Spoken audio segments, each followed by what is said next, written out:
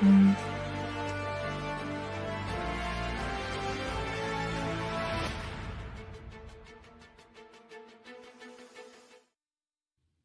day and welcome to the show on what I think, I hope, I pray is the last of these god-awful, terrible winter days going on out there. I can't stand it. At least out west and out east, they're buried in snow. I don't care what people think. Being in a winter country sucks. Today I'm going to have a guest on. His name is Paul McGregor. He's of the America Fund. And he's one of those fellows pushing and promoting for the America 51st thing. I mean, the merger might help economically, but I don't know if it'll be able to do anything with our climate. But at least I wouldn't have to cross a border to try and escape somewhere warmer. So maybe that's one of the aspects and the plus side of the check-off box on things. Lots of other things going on today, too. News updates and, rants and more. So be sure to use that comment thing, guys. We're live, chat with each other, send questions my way. I see them all. I don't necessarily respond to them all, but it lets me know you're there, you're watching. I'm not talking to nobody out there. And it keeps things interesting. So let's talk about interesting as well. This show is brought to you guys today by New World Precious Metals, and they're based right here in Alberta. Years of inflationary money printing and rising debt have decimated the average Canadian savings. Gold and silver are the only currencies that have held their value for thousands of years. Last year saw 30% gains. I mean, gold's just going through the roof, guys. NWPM offers unique platforms to help protect and grow your hard-earned wealth with gold and silver. So check them out, newworldpm.com. If you want to hedge against the dollar, that's the way to go. All right, let me bring things a little closer to home and talk about something going on in Alberta. It's been kind of overshadowed a bit, but it's getting ready to blow up further. So, I mean, despite the best efforts of unions, legacy media, and activist groups over nearly 2 years now to chip away at support for Danielle Smith's premiership, they haven't really been able to crack her support in Alberta. The coronation of Naheed Nenshi as NDP leader garnered them no new traction.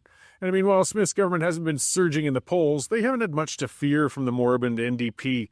But that might all change and fast. I mean, we got a recipe for a perfect storm coming together, and if it blows up, it could spell the demise of the Smith government. Alberta's legacy media outlets and the NDP, they're salivating right now. This story is one of possible corruption within the ranks of the provincial cabinet. Procurements and contracts may have been improperly awarded, and senior bureaucrats might have been pressured and even fired for resisting pressure to direct funds towards certain service providers. I mean, that story on its own sounds bad enough. And with the issue emanating from the health department, it becomes a potential catastrophe. I mean, citizens hate seeing public funds being misappropriated. You'd think they'd be getting used to seeing it in Canada. But they hate even more when the misdoings appear to be happening in the sacred healthcare file. This is the sort of thing that can lead to a collapse in public support for a party, and fast. The affair, that's a tongue twister, appears. I got to write things differently. It'd be more of a he said, she said state right now. The recently fired CEO of Alberta Health Services has filed a lawsuit for wrongful dismissal and is packed with troubling allegations. She's seeking $1.7 million, and she's pretty strongly motivated to take a run at the government to get it. Is it a case of a bureaucrat scorned taking it out on the government, or is she a whistleblower exposing deep rot in government practices? I mean, for what right now, anyways, what's lacking is solid evidence. Anybody can make allegations in a lawsuit. Until they're proven in court, though, they are nothing more than allegations. Still, this file has been passed to the Auditor General, the Ethics Commissioner, and the RCMP. So far, the RCMP hasn't indicated they've seen any criminal wrongdoing yet. That might change. I don't know. We need evidence. Naheed Nenshi, of course, is trying his hardest to make hay from this issue. He ridiculously and prematurely demanded the resignation of the Premier, and in his zeal, he's already kind of undermined his own credibility on the affair. That doesn't mean there's nothing there, though. And if Nenshi manages to get his hands on some solid evidence, people might start nodding their heads in agreement when he starts calling for resignations.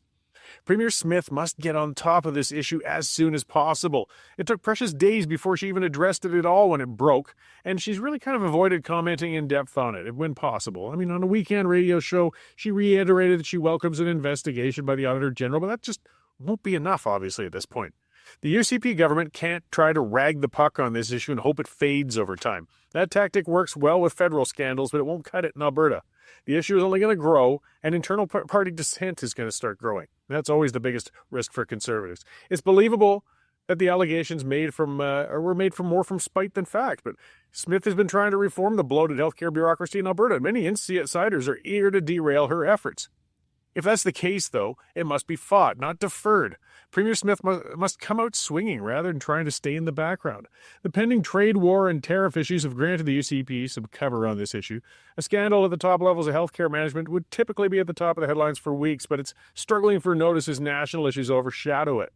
The scandal won't go away, though. It's just festering in the background. Alberta's healthcare system needs serious reforms. It would be tragic if Smith backed off from battling that monster due to a potential scandal as today. She's backed off on a provincial police force and a provincial pension plan. If she shies away from healthcare reform, she won't have accomplished a heck of a lot of substance in her first term as premier, despite coming in with high aspirations. Albertans must see some decisive action from the premier. We need transparency to expose exactly what has happened, and some heads must roll, indeed, if there was malfeasance. If the government tries to hunker down and let this blow over, it's going to lead to a rot which may return the NDP to power in 2 more years. This is the biggest challenge Premier Smith has faced since assuming the leadership. Let's hope she doesn't let it become the one that brings her down. Now, of course, since I wrote that monologue, I found out there's going to be a press conference coming up this afternoon where Premier Smith's going to address this very thing. So hopefully she responds to a lot of the questions I've put out there. But we'll find out more on what's going on in the news and things out there with our news editor, Dave Naylor. Dave, how's it going today? Yeah, it's going okay, Corey. Yeah. So tell me, would you prefer the bitterly cold temperatures of Alberta or the waist-high snow of Ontario? It's tough. It really You've got a long driveway. Yeah, I do. That's true, actually, come to think of it. Yeah, I guess I could deal with the cold temperatures better, but I don't like either. I really don't. No, I mean, fortunately, we just have to go from our warm house to our warm car, from the warm car to the warm work newsroom, and we don't have to spend any time out there shoveling. So there is a... Well, the car I've got right now is the very first car I've ever had that had command start. And I tell you, once you've had that, Oh, it's beautiful. it's hard to go back. I mean, boy, having your morning coffee and just fire that thing up and let it warm up, it's a godsend. Buddy of mine has a Jeep, and it wouldn't start because of the cold. And so a tow truck came over and gave it a boost this morning. To get a remote starter put in, they want $1,500. Ooh. Yeah, see, that's part of why I haven't had one before we came with the car. Yeah, exactly. Exactly. If you're living in Alberta, you better make sure you get a electronic starter. That sure is a nice thing. Anyways, another crazy news day.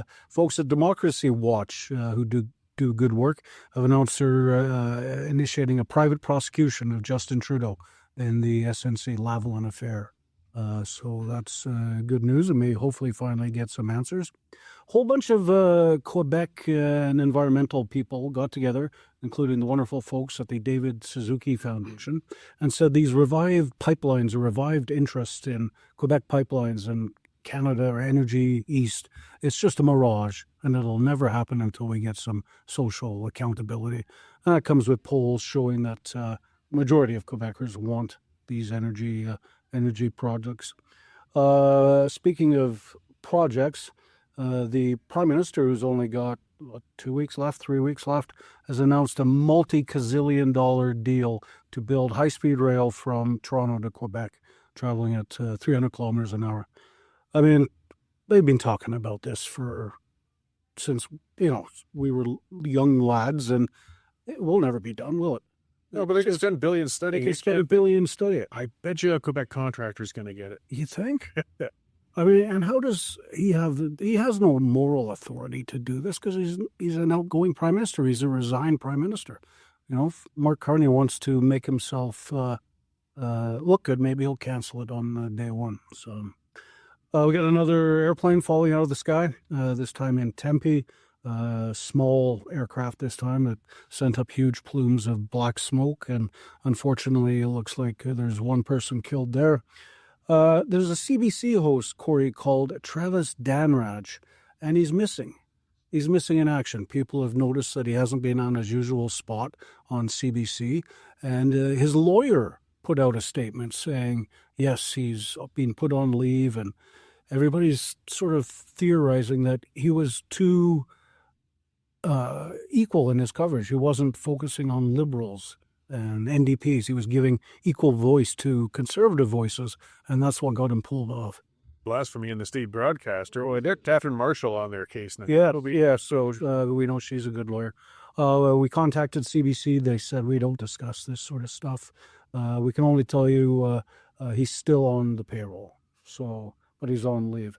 One of the leaders of Freedom Convoy, Pat King, got 3 months, basically house arrest in his sentencing today. The Crown won it 10 years, so that just shows you how ridiculous they are. And thank goodness the judge took it the right way. And our favorite friend Robbie Starbuck announced this week he's got Coca-Cola in his sights, and they will be the next target of his anti-DEI work coming up later on this week. So I look forward to that. And yes, you mentioned the Smith press conference on the healthcare scandal. Our Ledge reporter James Snell will be all over that like a wet blanket. Right on. So big news. That's at 2:00. Lots on the go. I mean, we don't have to sweat finding things to write about. No, there's never a shortage, is there, these days? All right, well, I'll let you get back at it, and I'll see you after the show. Thanks, Ray. Thanks. So yes, as you can see, lots of stories breaking, constantly developing, moving. I can't even keep my monologues up with them. Hey, the reason we got the staff, people like that, the reason Dave can get this out for you is because you've been subscribing. So check it out, guys. westernstandard.news/subscription. It's $10 a month, $100 for a year. This is how we stay independent. This is how we aren't like the CBC that was just mentioned. You know, we allow independence here. We don't fire our people for speaking on the wrong subjects. I mean, people get fired around here, but not necessarily for that. Get on board, subscribe. Hey, consider taking out ads with this if you get a business or service you want to promote. Check it out. So westernstandard.news/subscription, just like a newspaper subscription. It's well worth it, and it keeps us going. You know, it's interesting seeing Robbie Starbuck, and if people aren't familiar with him, it gets confusing. I mean, the irony of his name, you know, with Starbucks being such a woke business to begin with and such. But his name is Starbuck. He's an activist in the United States. He has really been taking down, he's targeted DEI corporations that really over embrace the DEI and just makes it backfire on them. You know, all Robbie Starbuck does is expose it. He's just pointing it out. It's all there. It's always been there. And now he's targeting Coke, but he's gone after some like John Deere and Harley Davidson. It's going to be interesting with what he finds at Coca-Cola. And, you know, I'm liking this trend. I mean, people weren't paying attention to DEI before. Your average citizen wasn't paying attention to DEI. We're seeing at least Elon Musk and President Trump taking on DEI now because it's diversity, equity, inclusion. Hey, all nice, fluffy statements. And that's fine. You know what? I'd love a diverse, equitable, and inclusive world as well. But I also believe in merit, which I think trumps all bloody three of those things. There are diverse people who have excellent merit, and they rise to great positions in what they do. Leave it alone. Don't try to force it, and the cream will rise to the top. There's fantastic people out there. We don't need these stupid DEI policies. And they've been harming businesses. It's really a simple rule when running a business, running a government, running anything. You want to get the best people possible into the roles to do them. It doesn't matter who they are. And when you come into it, I mean, hey, let's face it. Okay, fair enough. Things were wrong a long time ago. And I'm sure there's some individual businesses that still do it. There's some stupid business owners who'll say, I won't hire that person because they're black and I don't want them in my business. Well, that's a dumb business owner because they're narrowing their labor market. I mean, aside from the gross racism of it, they're just being stupid. But likewise, when you come in and set a quota the other way and start to look for other categories other than competency and merit, you're making your business worse. You're making it worse for people. You're making it worse for your own shareholders and for yourself, your own work environment. And it's kind of come up and it seems to be peaking and it's declining. You know, this thing's always a cycle. I mean, if you remember in the past, if you're kind of grayer like I am, it used to be affirmative action. That was big. That was kind of huge into, I think, the late 80s, early 90s. It was the same thing.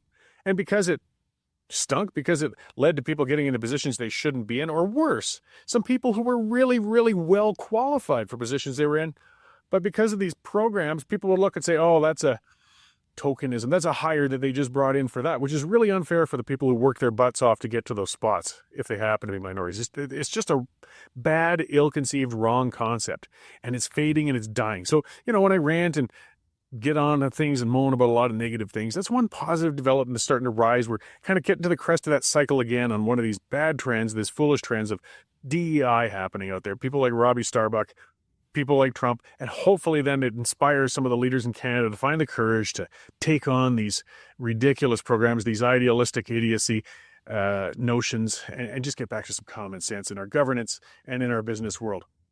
All right. Well, speaking of the Americans, we got our guest in studio. I like it when guests are in studio. We were talking a bit about that before. It makes the conversation easier. This is Paul McGregor of America Fund, and you're going to talk a bit about your organization and the concept. You know, as you said, 15 minutes isn't long enough, but we're gonna cover a bit of this in the America 51st. So welcome to the studio, and thanks for joining us today. Well, thank you, Corey. I appreciate you having us on. So, yeah, we did talk a little bit before. So, to explain a little bit about America Fund and some of the history and the kind of the group. So, it is a group of small businessmen who've gotten together and said, look, we want to take a look at this issue of statehood from a professional point of view. Right, and get and bring in lawyers and bring in all of the specialists to look at this type of stuff.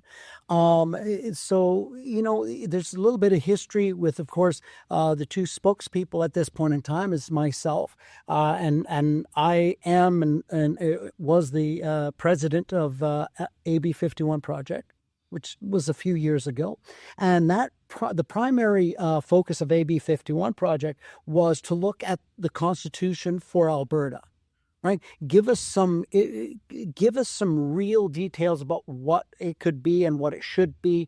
And we brought in a whole group of people and a lot of very, very intelligent and well-educated people to look at that. So we've already got the basis for that. America Fund, of course, the other spokesperson is Peter Downing.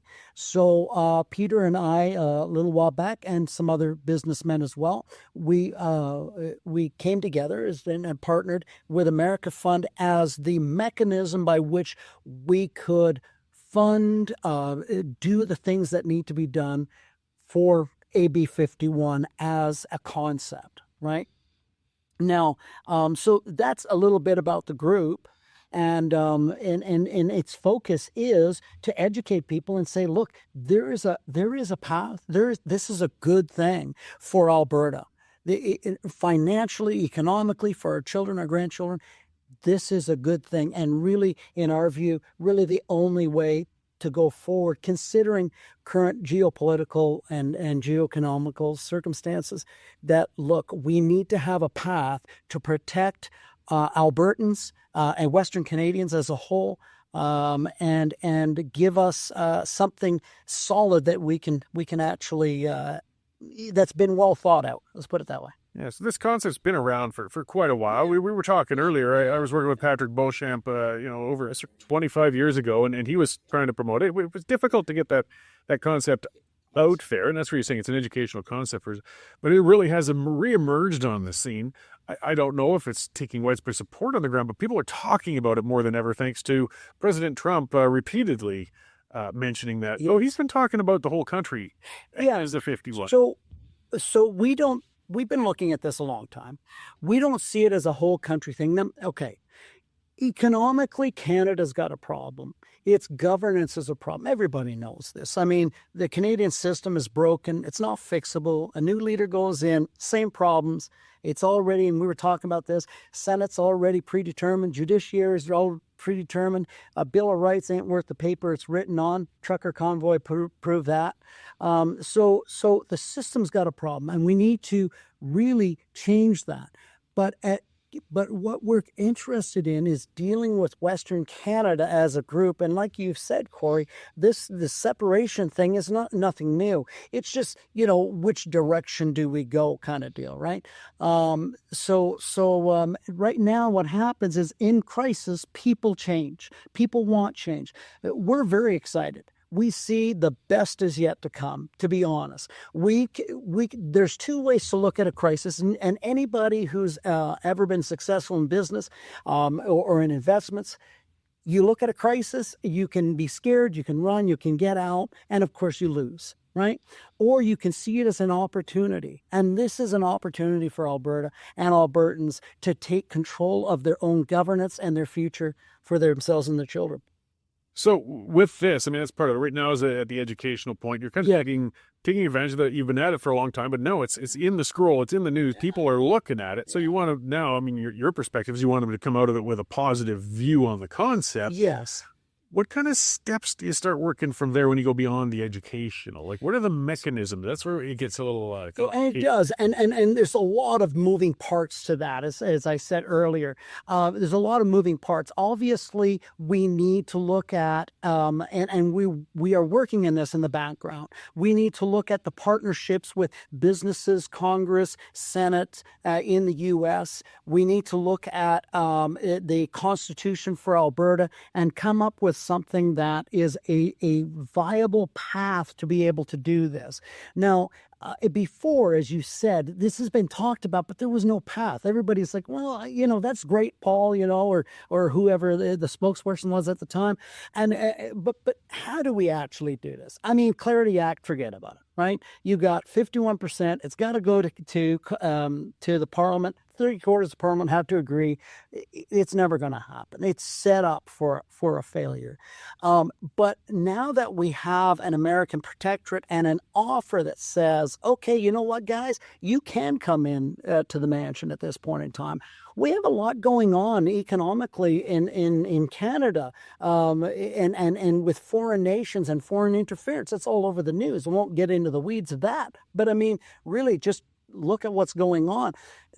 So having that offer and the ability to work with these people. So in the background, to answer your question, we're working with individuals at high levels to be able to work out the details. We've got a constitutional basis. We're going to be releasing all that information. And what's interesting about that, Corey, is it gives the Western provinces the chance to have a say in how that looks. There's so many wonderful constitutions out there. And we talk, I mean, I'm Treaty Indian as well. So when we talk about for Indian nations, I mean, they're going to have way more than they would in Canada, 100% resource ownership. And it's the same thing with the state. The state has that. The government can't dictate your economic decisions. We can't have a Japan losing $1 trillion deal on LNG in Alberta because the Eastern Canada, the Laurentian elite say, no, we don't want you to have that over there. And so guess who's getting it now? The U.S., right? They're looking at it. What could that have done for our people, right? So those are the things we're looking at. Yeah, well, the economic case is very solid, though it still needs to be expanded and made to people because, they don't necessarily understand that.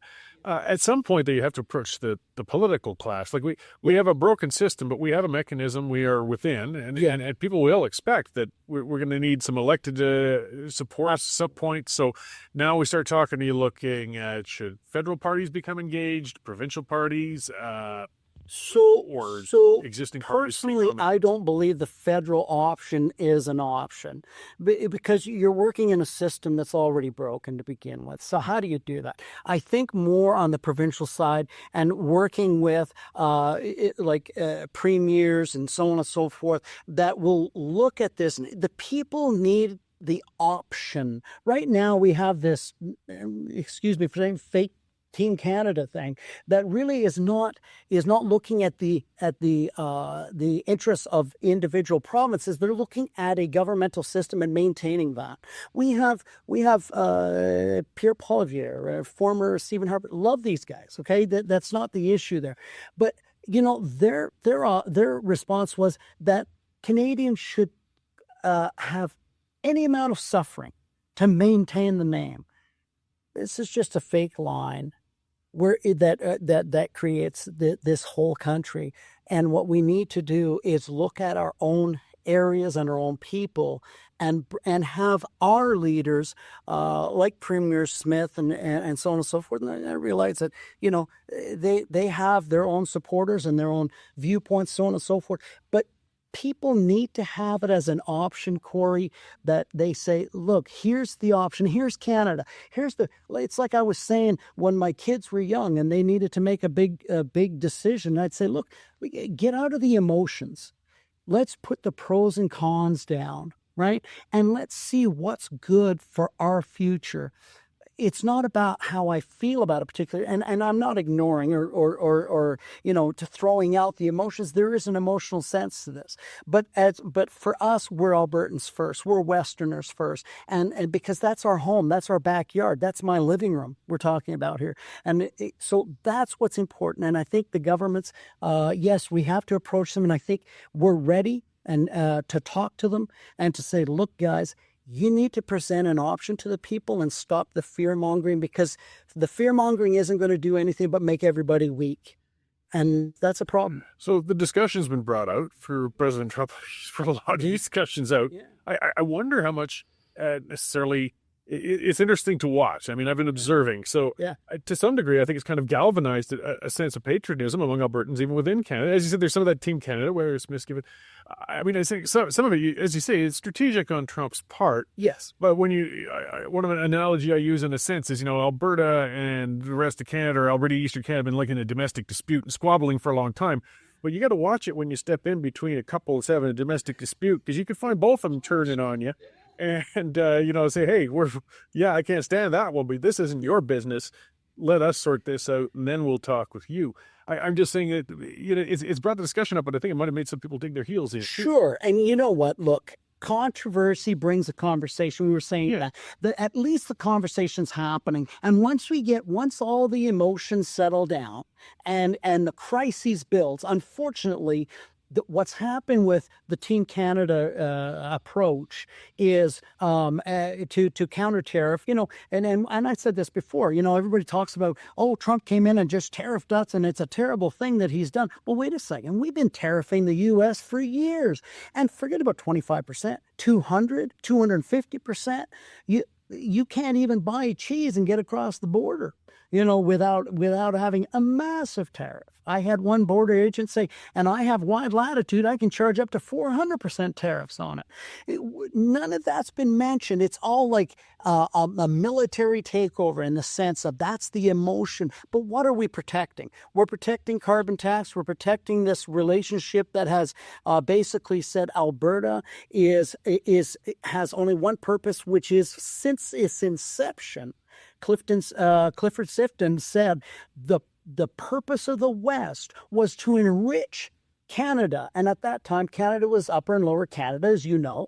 And that was its purpose. Nothing's changed. 1980s, we had the national energy. Now we've got Trudeau. We have a system that says you're not equal.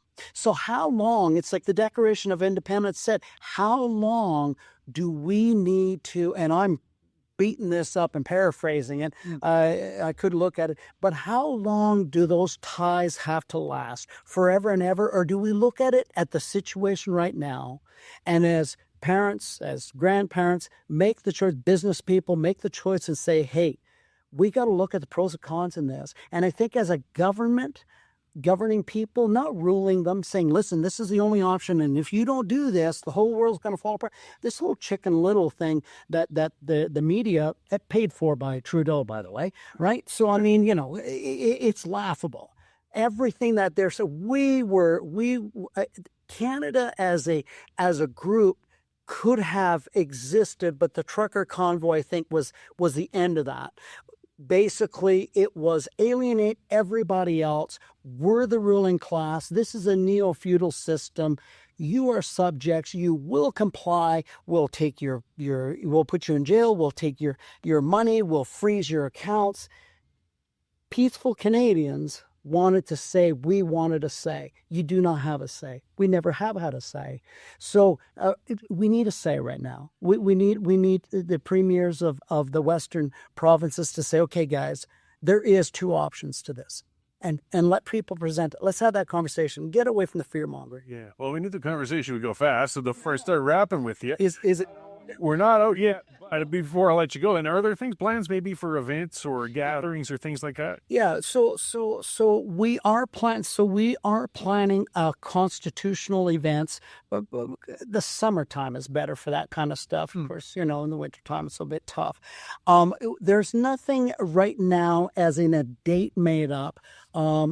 Again, a lot of this is funding stuff and so on and so forth, right? So we're working through the details and Peter and the group have had those conversations so that we can present this information. So yes, and that will come out, and we'll release it as we go, Corey, on the X sites and websites and TikTok and that kind of thing. Great. Well, and before I let you go then, so if people want to get involved or if they want to find out more, we just kind of scratched the tip of the iceberg of the concept here today, where can they find more information? Well, right now, the websites need some work. I'll admit that, okay? But as far as the best places, I think John is going to put them up, has put them up already. Yeah. There is X, and the main site you're going to find the information is Real America Fund. There's a realamericafund.ca, which is the web, at Real America Fund on X. There's at Alberta Projects on X, and on TikTok at Alberta 51 Project, I believe. He's got it up there. I can't even remember it myself. I wrote it down earlier. So that's the primary places right now. Great. An easiest spot typically for people to find things now anyways, just Google Real America Fund. It's going to point to that site. And we can find out more. Well, thanks for coming to talk to us about it. And you got your work cut out, but we're in for some really interesting and as I said, tumultuous times. There's no better time to start discussing these things than now. If nothing else, it's the conversation of the day. So I appreciate you sharing it with us, and we'll be watching closely to see how it goes. Thank you. And the best is yet to come. Thanks, Paul. Thank you. All right. So one more time, that was Paul McGregor of the America Fund, or as we said, look for realamericafund.ca, and you'll be able to find them and get some more information. It's kind of an irony that there's a .ca on it, isn't it? But I mean, that's part of getting your websites and SEO things. And as I said, this has been around a long time. Pat Beauchamp and I worked on stuff, working on that concept 25 years ago. It hasn't gained a lot of traction, but the discussion sure has fallen onto our lap now, regardless, hasn't it? And people are discussing it. People are considering it. I see some of the commenters saying, they prefer the independence option and just, absolutely. I mean, that's kind of where I sit with it, but the discussion's there. And maybe farther down, I mean, who knows? Or prior to independence, maybe straight to the States. But we have hit a turning point, I think, as a nation. It's a mess. And it's ironic. I think whether it was intentional or not, one of the things that Pierre Poilievre was saying a lot is, pre-campaigning, I guess, and over the time, was that Canada is broken. It was a statement he used a lot. Canada is broken. Canada is broken.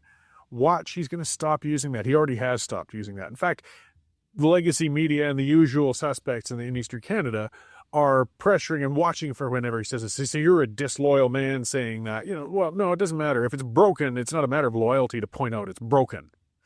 But he's going to back off on that. That's some of the, I think, unintended consequences. I don't know. Nobody can read Trump's mind. I'm not sure if Trump can read Trump's mind, but it's hard to tell where he's coming from. But what I see to a degree, again, you see, is it actually tamped down a bit of discussions now. And now it is this Teen Canada thing, so it's actually united a lot of people more. Though others, like Paul and other independence-minded people, it's brought the conversation into the forefront, where now they're starting to scratch their heads at well, let's talk about this a little bit. We weren't even talking about it before. You got to start discussing it. I mean, there are a lot of valid points to be made. If you're going to compare constitutions, if you want to compare GDP per capita, you want to compare the tax base, you want to compare the market access, well, there's a heck of a big case to be made that Alberta would look a lot better as a state than as a province. Now, whether it's a independent province would be better, again, it's a long, huge discussion. The other bigger aspect, as we said, so Paul was saying, he's just looking at Alberta and maybe Saskatchewan in the 51, but when you talk about the whole Canada as a 51, and that's Trump really poking things, there's really no interest across the country for that. And there's a question of how much interest there is on the Americans' part for that, particularly Republican ones. And let's face it, even if Alberta, which is the most conservative province in the country for the most part, though Saskatchewan has fewer Liberal MPs right now, but even if Alberta joined the United States, I could see Alberta being a swing province. It could be a Democrat province. And suddenly they've got an electoral college that's changed, and now you're starting to see more Democrat governments coming out. I'm not sure every Republican wants to see that. Either way, the discussion's there, and discussion is always good. I do like seeing things stirred up. I mean, we can stir things up and come out worse than we went in, or we can come out with something better, and we'll see if something better comes out of this. So let's get on to some other federal things, as things move along. The electric car program. The federal government's softening on that. Speaking of Canada being broken, speaking of Canada being stupid. The federal cabinet minister's saying, they may adjust the electric car plan. Guys, it's collapsing. It's screwed. Speaking of tariffs, they just went and, this was a while back, but they put a massive tariff on Chinese electric vehicles to try and promote and force people to domestically buy, because nobody wants the damn things. Let's face it, they're a niche market. They've been shoving them down our throat for like 10 years now, and they still make up a tiny, tiny market share. And then they've discovered the closest thing, the only one who's building a market share successfully to a degree is, oh no, it's the evil Elon Musk and Tesla. So, and it appears that actually sales, again, because of the conflict with the United States right now for Tesla in Canada, it's not a good time to be a Tesla salesman in Canada right now in a lot of places. So, we've put tens of billions of dollars, thanks to that dingbat Trudeau, tossing subsidies. Remember, always in the Quebec and Ontario companies, of course, to manufacture batteries for this great electric vehicle wave that hasn't come, that isn't coming. He's banned. I mean, think about market disruption. The Dolt has banned the manufacturing of real combustion engine cars within the next, 10 years now? Is it getting up to that deadline? Yep, they're going to be illegal.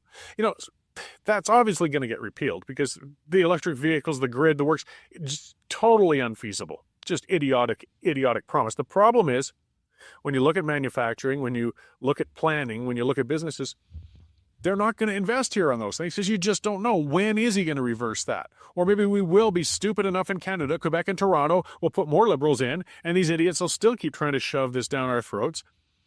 And automobiles, combustion engines being manufactured are illegal in 10 years. Well, who's going to maintain a business like that? Who's going to put money into it? So he's disrupting the market already. I mean, we're going to talk about it a bit on the pipeline a little later. That's another show that will come on this evening with a panel. I don't know if people have been watching the polls lately, but there's some really strange polls going on out there. We've got David Coletto with, I believe it's Abacus. He's showing that, the Liberals have had a little bit of a bump, now that Trudeau stepped kind of a bit away from the leadership. But still, the Conservatives are far, far ahead. But there's a couple of others. Ecos, well, it's Frank Graves, he's crazy. But some of the others are showing that the Liberals might even beat the Conservatives now. Other pollsters. Really? People, you forget that. That's all it took, was just pulling down Trudeau. All the rest of the trash and garbage underneath him was fine. All of the idiotic policies, all of the debt, all of the inflation, the housing crisis, the mass immigration, that's all okay, just as long as we put Carney in, who had his finger in Trudeau's pie for quite some time while Trudeau was in there. You're not getting rid of anybody, you're just slapping a new coat of paint on it. In fact, you're bringing somebody in who's just the same kind of ideologue as Trudeau, only frighteningly, he's a little bit smart, which makes it much more scary, actually. Trudeau at least is an idiot. He just parrots and says what he's told. Carney can think, but he's also a person who can think, who's driven by hardcore ideology. Is Canada really considering putting them back in? I tell you what, I'm not saying it's a threat. I'm just saying it's a reality. If the Liberals win this next election, even with a minority, you're going to see an independence movement blossom in Western Canada like you've never seen before. I mean, it won't be just a bit hot. It's going to explode because it will feel hopeless. I mean, the corruption, the foreign interference, the debt, the mismanagement, the bullying, the imbalance, all of that, yet still Central Canada, because let's face it, they're the only ones who can and will put them back. Central and Eastern Canada says, that's fine, we still want more of that. Well, then that last hope of making change within our existing system is gone. And it's all they know how to do is tax, spend, and borrow. I mean, lockdowns, this is some numbers that just came out, that businesses, small and medium-sized businesses, from the lockdowns, the COVID response, and I know Canada wasn't alone in having stupid COVID responses. No, countries all around the world did it. It was a worldwide period of insanity over a flu. But the lockdowns cost Canadian businesses about $60 billion a year, just the small and medium-sized ones, because of the travel bans, because of the lockdowns, because of the restrictions and all that. So what did Trudeau do? Well, he gave out massive loans and he gave out CERB and paid people to sit at home. He basically created a UBI program. What did that lead to? Mass inflation. That's what happens. That's what happens when a government prints money. This is economics 101. This isn't theory. This is as solid as the law of gravity. You pump currency, you pump money, fiat money into the supply, your money becomes devalued, and inflation happens. And we just went through it. So now with this tariff thing coming along, we're being warned if 25% tariffs get applied to all Canadian products, this is being threatened, we could be driven right into a recession.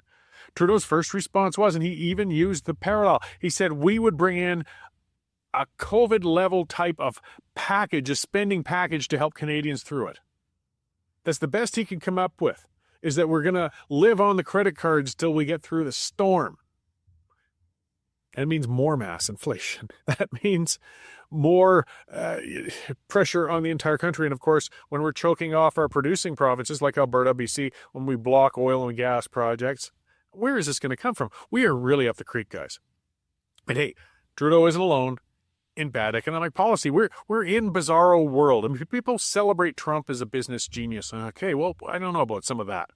Tariffs. Tariffs are stupid policy. They're stupid. They're bad policy. They always have been.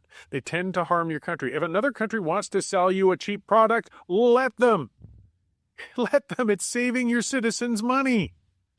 Upgrade it. Make your own product better or competitive. Or if those products are coming to you from out there at a better price than here, something they're not dumping, and that's not what the case is, which means you're selling below value, let them send it in. Keep your cost of living low. Then you can focus your resources on what you have within your country. Using tariffs to force everything inward just rises the cost to everybody and the inefficiency. But then I saw the Doge idea, which is great. Department of Government Efficiency. They got Musk in it, and they've been cutting, and they're cutting, and it's fantastic.